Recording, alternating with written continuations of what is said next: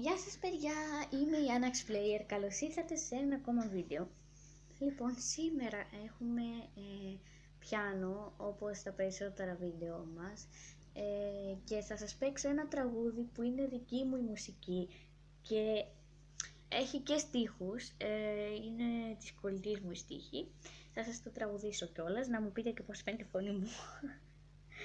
Ω Θεέ μου, θα ακούσετε αυτό το πράγμα, θα αναγκαστείτε να ακούσετε αυτό το πράγμα. Δεν φταίω εγώ.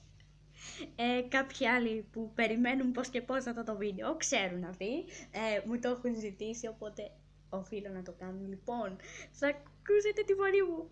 Εντάξει, θα πάρω πολλά dislikes, αλλά ναι, τι να πω.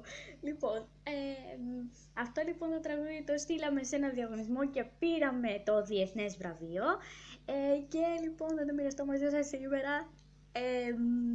Πάμε λοιπόν να σας το παίξω.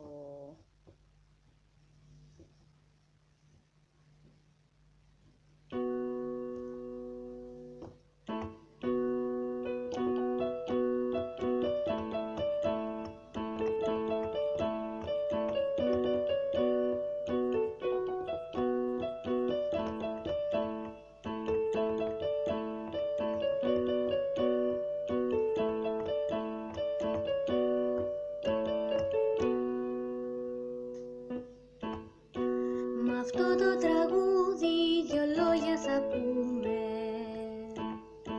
για μία ιδέα που δίνει σε όλους χαρά. Η άθληση είναι η λέξη κλειδί,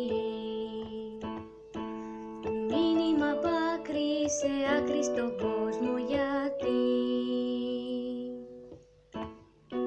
καλό για το σώμα και για την ψυχή, ενώνει ανθρώπους από όλη τη γη. Σε όλους ανήκει η συμμετοχή, η νίκη δεν είναι το παν στη ζωή, η νίκη δεν είναι το παν στη ζωή.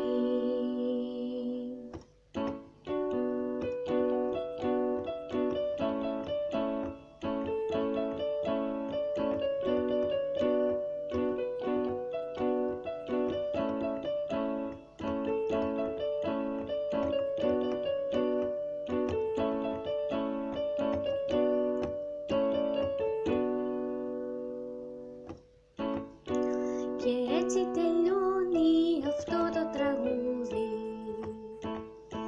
και ελπίδα δίνει χαρά στον κόσμο, παιδιά. Το σώμα κάνει τον αθλητή, τον κάνει όμως και η ψυχή.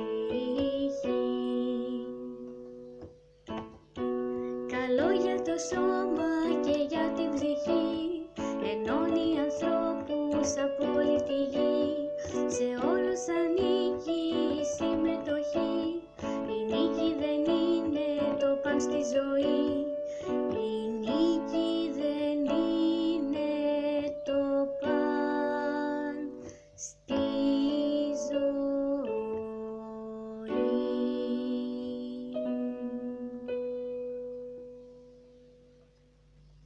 Αυτό ήταν λοιπόν το βίντεο. Ακούσατε τη φωνή μου, το ξαναλέω άλλη μια φορά.